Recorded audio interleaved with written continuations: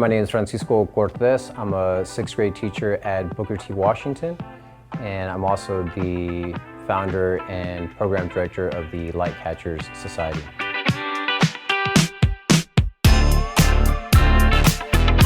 So the Light Catcher Society is technically now we're a nonprofit. We got 501c3 status last year, and we're a photography group here at Booker T. Washington.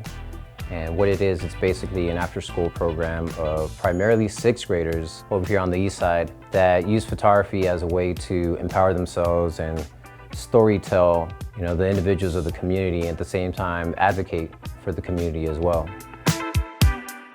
I have been teaching for about 15 years, and ever since I did start teaching, I've been doing some type of photography programming with students. But there's been a huge lack of art programming on the east side. Right? So a lot of times people in this neighborhood through the arts have a hard time advocating or speaking up for themselves. But about 7 years ago is when I partnered up with a local nonprofit here in the neighborhood called, at the time it was called SA Heals, now it's called Good Hood. And we kind of elevated the program. Also just to make sure that we're consistent with the students, like I said, so that students can advocate, create a voice.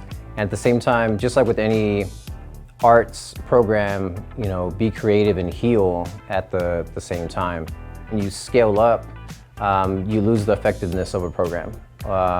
You bring on people that maybe aren't as invested or passionate, and so your goals sometimes don't get met just because there's not that connection. A lot of what I do with the students, a lot of what Charlie and Jen do through the Good Hood, it is actually not a lot, it is 100% based off of the relationships that we build with people in the neighborhood.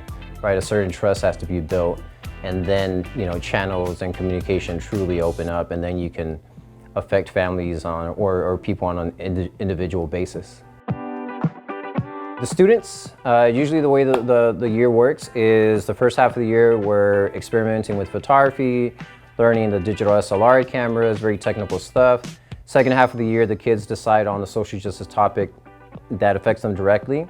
And they build a body of work that then they showcase at the end of the year, which is a show that we always call We Live Here, which was initially started, we gave that title based off of the project that they were doing that had to do with gentrification. And so we just decided today, actually it's going to be June 2nd over at the Rec Center, which belongs to the Good Hood here on the east side. And so it's not just going to be a showcase of the work of the students, which is going to be just physical, not just physical characteristics of how the community is affected, but the stories of individuals, how it affects entire families, how it affects the mental health of the community and the individuals. At the same time, students express themselves through poetry. Our plan is also to invite city officials to make it out to this end of the year show in order to address them directly on the issues at hand, and for the students to bring up what they feel could be some of the solutions to the gun violence in the neighborhood, right? Very detailed solutions. And once again, because they are youth, because they are young, and they're speaking that message, and this is not a message that usually kids their age or people their age communicate, the hope is that people would tend to pay attention a little more and focus and listen and participate in creating the change that the neighborhood wants. There tends to be a pattern on the east side of some artists coming in and trying to make work that speaks to the east side, and it's missing certain parts, and it's falling short, and it's disingenuous. What the students are creating, what they're building, they're experiencing it, they're living it, right? So nobody could tell their story better than they can, and nobody can create the artwork better than they can. That's one of the goals by the end of the year, is for students to really understand that and appreciate that, because we talk about it with them at the beginning of the year, but it really takes most of the year going by, and sometimes even the end of the year show, for students to understand, to realize just how powerful their voice is through their artwork. Be sure to follow us at Light Catchers 210. We have a big end of the year show coming up June 2nd.